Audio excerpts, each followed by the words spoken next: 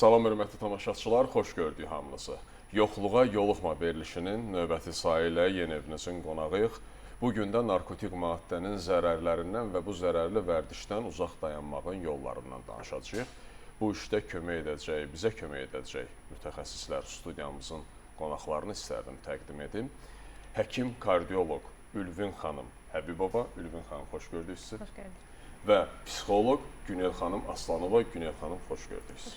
Günel xanım, ilə başlayaq sizdən. Narkomaniya dedikdə narkotik maddələrdən asıllıq nəzərdə tutulur. Yəni, əsas xəstəlik asıllıqdır. Asıllıq necə formalaşır? Bildiyimiz kimi, asıllıq prosesində qəbul edilən maddə eyforiya hissi yaradır. Dopaminə təsir göstərərək bir eyforiya hissi yaradır. Və bu səbəbdən də şəxslər bunu həmin eyforiyaya daha qısa müddətdə çatmaq üçün bu kimi maddələrə müraciət edirlər. Çox maraqlı faktlardan biri odur ki, hal-hazırda dünya statistikası göstərir ki, narkotik maddələrdən istifadə edən şəxslərin sayı hazırda 34 milyona çatıb. Və digər başqa maraqlı məqam odur ki, artıq istifadəçilərin yaşı gəncləşib. Bu deməkdir ki, bizim artıq təsir üsullarımız sadəcə yetkin insanlara deyil, həm də artıq icma səviyyəsində, məktəb səviyyəsində uşaqlara olmasıdır.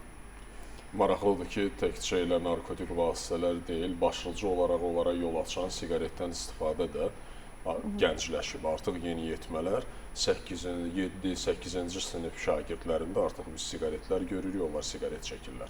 Elə həqiqətən də narkotik maddənin istifadəsi də geniş vüsət alıb və yaşı gəncləşib dediyiniz kimi. Ümumiyyətlə, Günel xanım, bir insan niyə zərərli vərdişə meyl eləyir? Yəni, narkotik maddədən niyə istifadə edir bir insan?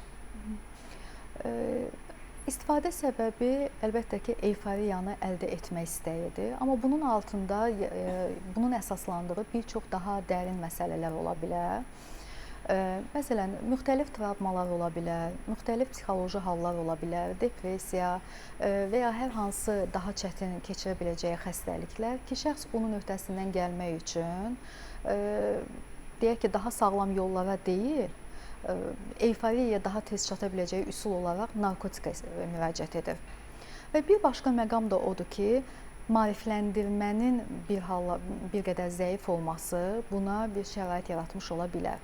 Məsələn, narkotikanın yaşı gəncləşib deyirik və bu gəncləşmə prosesində belə bir sual yaranır ki, demək ki, ola bilərmi ki, uşaqlar artıq küçədəki insana daha çox inana bilirlər, daha çox ondan informasiya alırlar, nəinki məktəblərdə. Bu səbəbdən də maarifləndirmə işinin daha geniş olması, məktəblərdə, icmalarda, təhsil icmalarında bunun kifayət qədər dolğun olması əslində həm də qoruma xarakterli təsir göstərmiş ola bilər. O vurğuladığınız eyforiya halı ki var, hansı ki onu əldə etmək üçün istifadə olunur bunlar. Düzdür, onun qəbul birinci dəfədən ilk istifadədə o halı əldə edir. Sonradan artıq asıllıq halına düşdükcə bu istəyir ki, ilk vəziyyətə qayıtsın deyə miqdarını artırır və bu da sonda doza həddinin aşılmasına gətirib çıxardır. Artıq narkotik maddələrin bu miqdarda qəbulu onda ürək-qan damar sistemində də problemlər yaradır. Elə Ülvün xanım kardioloq olaraq tamaşaçılarımıza ürək-qan damar sistemində narkotik maddənin istifadəsi nə kimi zərər, ziyan yaradır, o barədə məlumat verərdiniz. Öncəliklə onu qeyd edeyim ki, narkotik vasitələrin tərkibinə, istifadə metoduna görə ürək-damar sistemlərindəki təsirləri də fərqli ola bilir. Amma hər biri ürək-damar sisteminə zərər verir.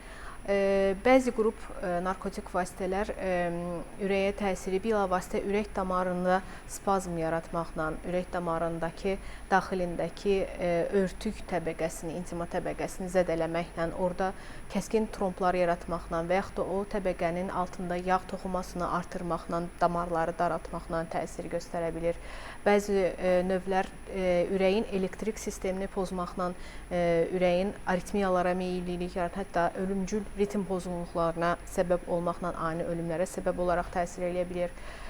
bəzi narkotik vasitələri bilavasitə damar daxili yoldan istifadəsi, qan dövranına, gigiyenik şeylərə gigiyenaya diqqət etməyərək istifadə etdikləri üçün qan dövranına mikrobların keçməsi nəticəsində ürəyin daxilində mikrob kümələrinin yaranmasına, ürək qapaqlarının ürəyin daxilindəki bəzi toxumaların dağılmasına səbəb ola bilir. Yəni hər variantda yenə də ürək qan damar sisteminə çox ciddi təsir edir bu vasitələr. Məsələn, ürəkdə hansı patologiyaların yaranmasına gətirib çıxarır? Öncəliklə bəzi qrup dərmanlar ürək damar sistemini, damarları, ürəyi bəsləyən damarları ani spazmlar yaratmaqla orada qan dövranının kəskin pozulmasına, ürəyin qan dövranının qanlanmasının kəskin pozulmasına səbəb olaraq ani infarktlara səbəb olur. Özəlliklə gənc yaşda olan infarktların əksəriyyət bir sayı bu növ dərman istifadəsinə bağlayırıq biz gənclərdə yaranan infarktların. Bir qismi onlar ürək damar sistemindəki elektriksel potensialları dəyişməklə ölümcül ritm pozğunluqlarına səbəb olar və yaxud da ürək ritminin tamamilə dayanmasına səbəb ola bilir, ani ölümlərə bu şəkildə yol açır. Və özəlliklə vurğulamaq istəyirəm, bu damar daxili infuziya yolu ilə, damar daxili inyeksiya yolu ilə istifadə olunan bəzi dərmanlar da var ki, onlar özəlliklə infektiv endokardit dediyimiz çox ciddi açıq ürək əməliyyatlarına qədər apara biləcək, qapaq dəyişimlərinə qədər səbəb ola biləcək ciddi ürək infeksiyalarına səbəb ola bilər. Bu, ürək daxilində, ürək qapaqlarında, ürəyin əzələ lifləri arasında mikrob kütlələrinin yaranmasına və bu mikrob kütlələrinin, belə deyək, ürək əzələsini, qapaqlarını yeyərək parçalamasına, bəzən də onların kümə şəklində qan dövranına düşərək beyin toxumasına və yaxud başqa orqanlarına keçərək orada infarktlara səbəb, insultlara səbəb olmasına gətirib çıxarda bilir. Ülvin xanım, bayaq bir şey vurğuladınız ki, ürək xəstələrinin artıq ürək xəstəliklərinin yaşı da gəncləşib, cavanlaşıb. Mənə bir şey maraqlıdır, elə tamaşaçılarımıza da bu maraqlıdır ki, bəli, vurğuladığınız kimi cavanlaşıb. Biz son dövrlərdə mən özüm də şahidi oluram ki, ürək cihazlarından, ritm cihazlarından, ICD cihazından artıq ürəyə yerləşdirilməsi son dövrlərdə cavanlarda 40 yaş, 35 yaş, 45 yaşda biz bunun daha çox rast gəlirik. Bunun səbəbi nədir? Öncəliklə Ümumdünya Səhiyyə Təşkilatının statistikasına görə dünyada ən böyük ölüm səbəbləri ürək xəstəlikləri səbəbinədir. Və son dövrdə bu gənclər arasında ümumiyyətlə xəstəliklərin hamısı gəncləşməyə doğru gedir. Həmçinin də ürək damar xəstəlikləri.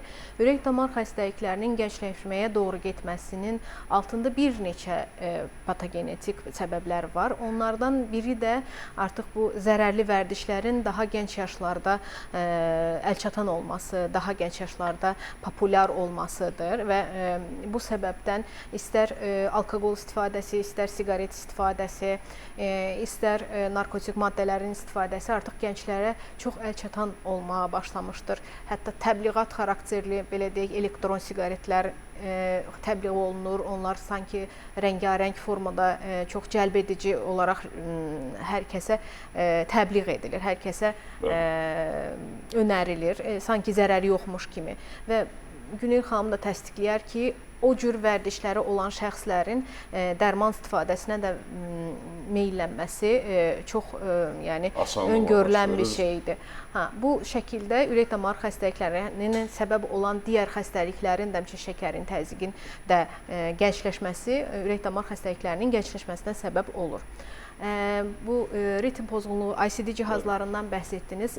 Bu narkotik vasitələrinin bəzi növlərinin də birbaşa ürək əzələsinə toksik, zəhərli təsiri vardır.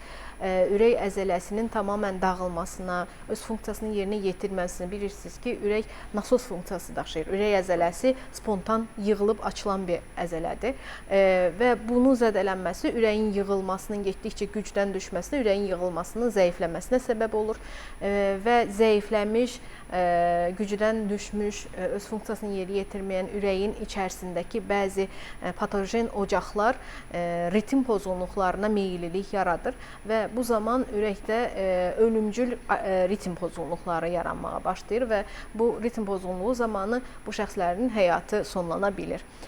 bu ICD dediyiniz ürəyi daxildən defibrilyasiya edən, şoklayan cihazlar var ki, onlar bir növ sığorta xarakteri daşıyır. O cihazlar ürək içərisində yerləşdirilən xüsusi elektron naqillər vasitəsilə yerləşdirilir və ürək ritminin pozulması zamanı onlar o ritm pozğunluğunu qeyd edirlər, müəyyən ritm pozğunluğunu tanıyırlar və tanıdıqları zaman şok verərək ürək ritmini yenidən bərpa etməyə çalışırlar. Və Çünki bu zamanda bunu nəyə görə sizə mən bu sualı verdim? Tanıdığım bir neçə narkotik maddə istifadəçisi olub ki, daha çox marixuana istifadəçiləri, hansı ki, sonraki dövrdə artıq həmən cihazla öz həyatına davam etdirmiş. Bəli, bunlar bu istifadələri nəticəsində ürək əzələsinin zəifləməsinə gətirib çıxardıb. Həm birbaşa ürək əzələsinin zəifləməsi, həm birbaşa ürək damarlarında problem yaradaraq infarktlara səbəb olur və infarktlar nəticəsində də ürək əzələsi zəifləyir və nəticə etibarilə ürəyin atım fraksiyası müəyyən faizin altına düşdükdə biz ani ölümlərin qarşısını almaq məqsədi ilə ürəyə defibrillator cihazları yerləşdiririk. Ona görə məsələn özəlliklə son dönəmlər çağırışlar olur ki, xüsusi yerlərdə, ictimai yerlər, kütləvi insanların olduğu yerlərdə mən xaricdə görmüşəm, avtobus dayanacaqlarında belə defibrillator cihazlar var, hansı ki, ani ölüm səbəbi olan zaman, ani ölüm zamanı defibrillatorla insanları həyata qaytarmaq mümkündür. Bunu özəlliklə kütləvi insanların olduğu yerdə, özəlliklə idman zallarında olması mütləqdir. Artıq məsləhət görülür. Elə verilişimizin bu məqamında tamaşaçılarımızla birgə sujetimizi izləyək, təkrar studiyamıza qayıdıb söhbətimizə davam edərik.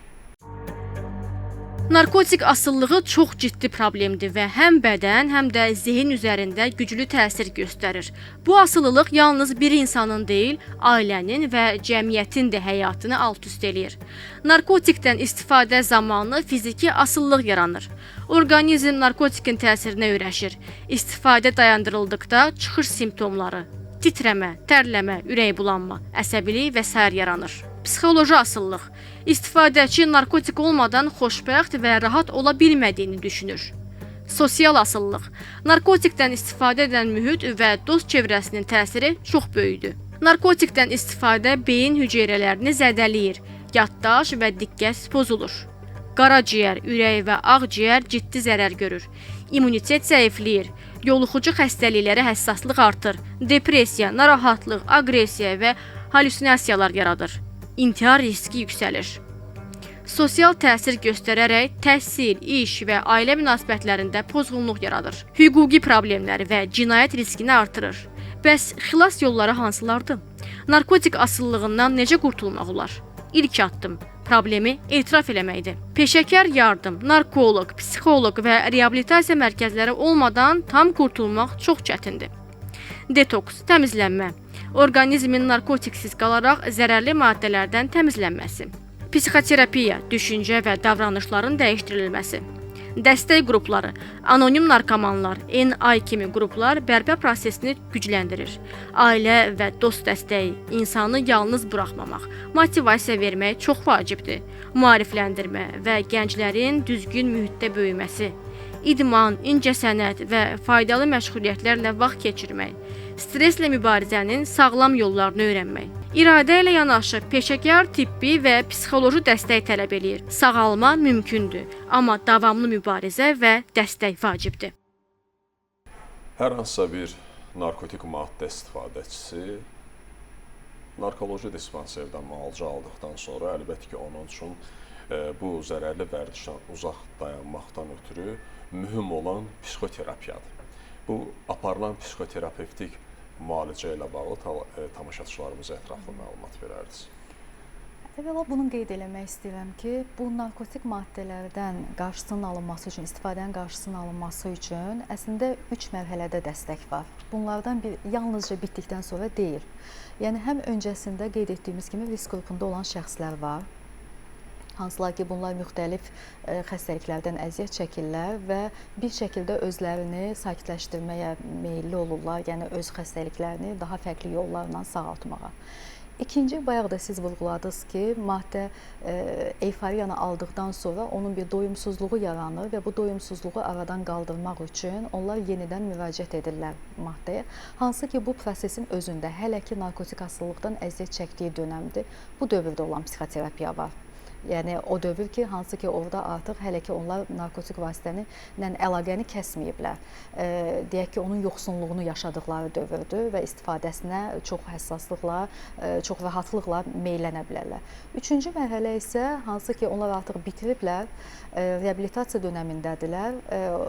Bir qədər burada artıq bizim işimiz residivizmin, yəni təkrarlanmanın qarşısını almaqdır. Və bunların hər birində müxtəlif şəkildə yanaşmalar olur. Hər birinin özünə məxsus şəkildə yanaşması, özünə məxsus hədəfləri var.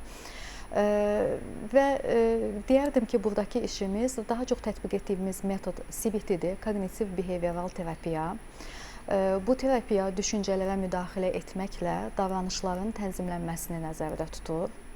Ümumiyyətlə hər hansı bir çətinliyin aradan qaldırılmasını. Sadəcə hədəfimiz dəyişir. Yəni hər bir mərhələdə, deyək ki, ilk mərhələdə hədəfimiz bunu, yəni müəyyən bir xəstəlikdən və ya müəyyən bir çətinlikdən hansısa digər əlçatan zərərli üsulla sakitləşməməsidirsə, ikincidə o yoxsunluğa dözməkdirsə, üçüncüdə isə yenidən həyatın mümkünlüyü, yenidən artıq narkotik maddə olmadan da bu vəziyyətə adaptasiya olması, davam etməsi, yəni buradakı düşüncə dəyişdirilməsi, yəni fərqli düşüncələr var onların altında və hər birində onun müdaxiləsidir. Maraqlıdır, məsələn, gələn bir narkoman artıq istifadəsinə son qoyub, müalicəsini alıb dediyim kimi, ona verilən suallar hansılardır başlanğıcda? Bir psixoloq olaraq sizin konsultasiyanıza gəlib, sizin qəbulunuzdadır, verdiyiniz suallar. Sizə yəni mənim sualı verməkdə məqsədim odur ki, maraqlı gələn məqam hansıdır psixoloqa? Maraqlı gələn məqam odur ki, necə oldu müalicə prosesinə başladı? Çünki bu artıq güclü tərəfdir. Yəni şəxsin güclü tərəfidir. Heç də hər kəs müalicəyə addım atmır. Bunu ona xatırlatmaq. Ümumiyyətlə istifadədən qabaqki həyatı maraqlıdır ki, istifadəyə başlamazdan öncə necə bir həyat tərzinə sahib idi? Risk nələr oldu? Çünki kimsə travmadandırsa, kimsə sadəcə həyatda fərqli dad axtarışından, həyatı fərqli cür hiss etmə axtarışı ilə meylənir. Suallar necə oldu ki, başladı və necə oldu ki, artıq bunun öhdəsindən gəlməyə çalışdı və məhz həmin hissələri qabartmağa çalışırıq, üstünlük etmək. Çünki o öz gücünü bir mənada xatırlayır ki, əslində mən bunu həm öncəsində daha yaxşı idim, həm də sonrasında müəyyən bir emosional iradi gücüm sayəsində mən bu prosesin öhdəsindən gəlmişəm. Bunu xatırlatmağın bir mənada faydası olur və o sağlam düşüncə, yəni seçib ayrı bu sualları verməkdəki məqsəd odur ki, xətalı düşüncə hansıdır, sağlam düşüncə hansıdır və o sağlam düşüncə, xətalı düşüncəni sağlam düşüncə ilə əvəzləyərək siz uğurlu bir nəticə alırsınız. Bəli, dəstək oluruq uğurlu nəticə. Ülvin xanım, narkotik maddələr ürək-qan damar sistemində nə kimi dəyişikliklər yaradır? Bu barədə tamaşaçılarımıza ətraflı məlumat verdiniz. Bəs hər hansısa bir patologiya yaranıbsa, artıq hər hansısa bir narkotik maddə ürəkdə hansısa bir xəstəliyə səbəb olubsa, bu xəstəliyin diaqnostikası necə aparılır? Ürək-qan damar sisteminin diaqnostikası ümumidir istifadəçilərdə və qeyri-istifadəçilərdə. Amma onu bildirmək istəyirəm ki, ürək-damar sistemi xəstəlikləri narkotik maddələrdən istifadə edən şəxslərdə qat-bə-qat yüksək ola bilir. Yəni rast gəlmə tezliyi qat-bə-qat yüksəkdir. Normal insanlarda əgər ürək-qan damar sisteminə təsir edə biləcək faktorlar varsa, tutaq ki, şəkər, təzyiq, irsiyyətdə ürək xəstəliyinin olması, ailəsində ürək xəstələrinin olması, özündə xolesterin yüksəkliyi, ailəsində xolesterin yüksəkliyinin olması və digər səbəblər, siqaret istifadəsi, kilo artışı falan varsa, bunun üstünə bir də narkotik istifadəsi gəldikdə bu risk 3-4 dəfə daha yüksək olur. Ümumiyyətlə, bu risk faktorlarını daşıyan şəxslər ən kiçik bir şikayətləri olsa belə onu nəzərə almalıdırlar, onu bunun üzərinə ciddi düşməlidirlər və mütləq müayinə olunmalıdırlar. Bizim ürək-damar sistemi xəstəliklərinin müayinəmiz bir neçə metodlarla gedir. Elektrokardioqramma çəkilişi, ekokardioqrafiya çəkilişi, lazım gəlsə qaçış testi, stres testi dediyimiz treadmill testi, lazım gəlsə koronar angioqrafiya və digər müayinələri deyə bilərik. Xəstənin şikayətlərinə və durumuna görə dəyişir. Ümumiyyətlə, olunan çalışmaların nəticəsində göstərilib ki, dərman istifadəsi olan şəxslərdə il ərzində bu durumların təkrarlanması, infarktlarının təkrarlanması halları 3-4 dəfə yüksəkdir digər şəxslərə baxanda. Nəinki ilk problemin olması və bu problemin təkrarlanması, ilərdə təkrarlanması yüksək faizdədir. Ülvi xanım, siz şikayətlərə toxundunuz, istərdim elə o məsələyə aydınlıq gətirək. Ümumiyyətlə, bu şəxslər bu şikayətlərə çox önəm verməlidirlər. Sinədə sıxışma hissi, anidən təzyiq yüksəlməsi və düşüşlərinin olması, bayılma kimi hisslər, bayılacaq kimi olma hissi, huşun getməsi halları və yaxud da tənginəfəsliyin olması halları. Bunlar əgər baş verirsə, ən qısa zamanda həkimə müraciət etmək lazımdır, xəstəxanaya müraciət etmək lazımdır. Çünki bu proses çox sürətlə inkişaf edən bir prosesdir. Və həmən bu sadaladığınız hallar müşahidə olunursa, məncə nəinki maddə istifadəçiləri, hətta maddə istifadə etməyənlər, normal şəxslər də müraciət etməlidir. Bəli, müraciət etməlidir. Maddə istifadəçiləri bu şikayətləri daha önəm verməlidirlər, daha çox önəm verməlidirlər. Əməkdaşlarımızın hazırladığı bir sujeti də izləyək, söhbətimizə davam edək. Narkomaniyanı dövrümüzün bəlası adlandırırlar. Həqiqətən də qloballaşan dünyamızın ağ ölümü qara fəsadları ilə planetin hər tərəfinə doğru ildırım sürəti ilə irəliləməkdədir. Narkomaniya insanları sağalmaz xəstəliklər məngənəsinə salıb boğur. Narkomaniya Yunan sözü olub, narko donub qalmaq və maniya psixi pozğunluq deməkdir. Adından göründüyü kimi bəşəriyyət uzun illərdir onun törətdiyi fəsadlar qarşısında aciz qalıb. Ümumdünya Səhiyyə Təşkilatının məlumatına əsasən bu gün yer kürəsi əhalisinin 250 milyonu qlobal problemlərdən birinə çevrilən, insanları sakitcə ölümün ağuşuna atan, genofonda sarsıdıcı zərbələr endirən bu ağır bəlanın cəngində əzab çəkir. Bu statistikanın 47 milyonu Latin Amerikası ölkələrinin payına düşür. Bugün təkcə Meksikada narkomaniya bəlasına düçar olanların sayı 1 milyon 200 mini ötüb. Avropa Birliyi ölkələrinə gəldikdə isə orada 750 minə yaxın insan narkotik maddələrdən istifadə nəticəsində özünə ölüm hökmü yazmaqdadır. MDB və Asiya ölkələri də qərbdən geri qalmır. Belə ki, həmin ölkələrdə 26 milyondan çox adam ağ ölümünəsirinə çevrilib. Təəssüflər olsun ki, bu dəhşətli bəla Azərbaycana da yan keçməyib. Ürək ağrıdan hal odur ki, respublikamızda narkotik maddə istifadəçilərinin 60%-dən çoxu bizim gələcəyimiz sayılan gənclərdir. Doğrudur, bəzi ölkələrlə müqayisədə Azərbaycanda narkomaniya o qədər də dəhşəti şəkil almayıb. Ancaq unutmaq olmaz ki, narkomanlıq yoluxucu xəstəlikdir. Üstəlik GİÇ-sə, yəni qazanılmış immun çatışmazlığı sindromuna aparan faciəvi bir yoldur. Başqa sözlə, o gizli şəkildə sürətlə yayılmaq xüsusiyyətlərinə malik bir xəstəlikdir. Əgər Azərbaycanın 10 milyonu əhalisinin çox yox, cəmi 10 mini, yəni 0,1% narkotik vasitələrə qurşansa, deməli fəlakət uzaqda deyil və bununla bağlı mütləq həyəcan təbili çalınmalıdır.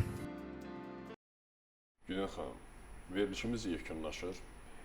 Görülən tədbirlər, əlbəttə ki, Daxili İşlər Nazirliyi orqanları, Səhiyyə Nazirliyi orqanları, kütləvi informasiya vasitələri bir sıra tədbirlər həyata keçirilir və bu tədbirlər də uğurludur. İllər artdığı, illər keçdikcə narkotik maddə istifadəçiləri zərərli vərdişdən insanlar uzaq dayanır.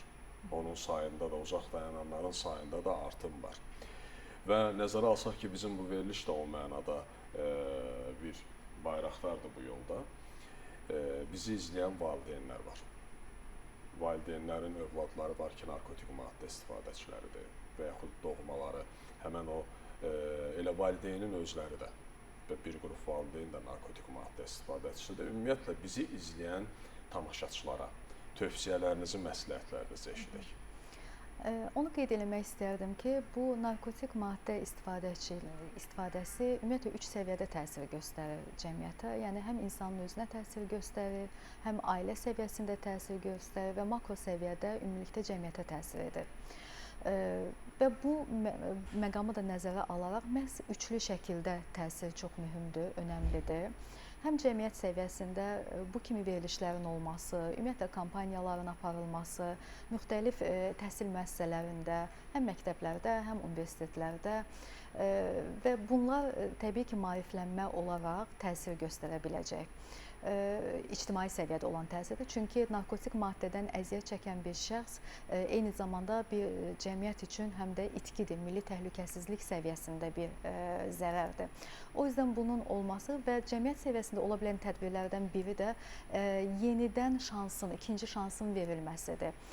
Çünki bəzən ikinci şansın verilməməsi səbəbindən təkrar meyllənə bilirlər. O yüzden qlobal səviyyədə, makro səviyyədə, ictimai səviyyəsində ola bilən ikinci şansın verilməsidir kampaniyalarla yanaşı. Mezo səviyyədə, yəni ailə səviyyəsində, məktəb səviyyəsində ola bilən təsir bizim ailələr olaraq, məktəblər olaraq, müəllimlər olaraq hər birimizin əslində məsuliyyətidir bu. Bu yalnızca bir dövlətin və ya bir fərdin məsuliyyəti deyil. Bizim hər birimizin tutduğumuz statusdan asılı olaraq məsuliyyətimizdir və bizim davranışlarımız, nəzarətimiz elə bir şəkildə olmalıdır ki, şəxs digərlərini deyil, bizi seçsin, bizi eşitsin və bu da təbii ki, həm sosial məsuliyyətimizlə, həm müşahidəmizlə, həm də dəstəyimizlə mümkündür. Fərdi səviyyədə isə əlbəttə ki, daha çox təhsilə yönəlmə, ümumiyyətlə müxtəlif fəaliyyətlərə, idmana, məşğulluğun daha yüksək olması bu kimi halların qarşısını almaqda xeyli faydalıdır. Ülvin xanım, sizin də fikirlərinizi eşidək, tövsiyə və məsləhətlərinizi. Öncə qeyd etdiyim kimi şikayətləri çox özəlliklə seçiciliklə yanaşmaq lazımdır. Şikayətlər olduğu zamanda ən qısa müddətdə həkimə müraciət etmək lazımdır. Və qısaca bunu deyim ki, yəni ürəklə bağlı, ürək-damar sisteminə bu maddələrin təsiri o qədər güclüdür ki, yəni hətta belə bir cümlə istifadə etmək istəyirəm. Yəni bir dəfədən bir şey olmaz deyib istifadə etməyinizi önərmirəm. Yəni bir dəfədən bir şey olmaz dediyiniz halda elə bir problem yarana bilər ki, ikinci dəfə istifadə etmə şansınız belə olmaz. Ola bilmir. Çox sağ olun Ülvin xanım. Günel xanım, ətraflı məlumat üçün və təklifimizi qəbul etdiyiniz üçün sizə minnətdarım. Siz sağ olun. Hörmətli tamaşaçılar, bizə ayrılan zaman başa çatdı. Zərərli vərdişlərdən özünüzü və ətrafınızı uzaq tutun. Gələn görüşədək, hələlik.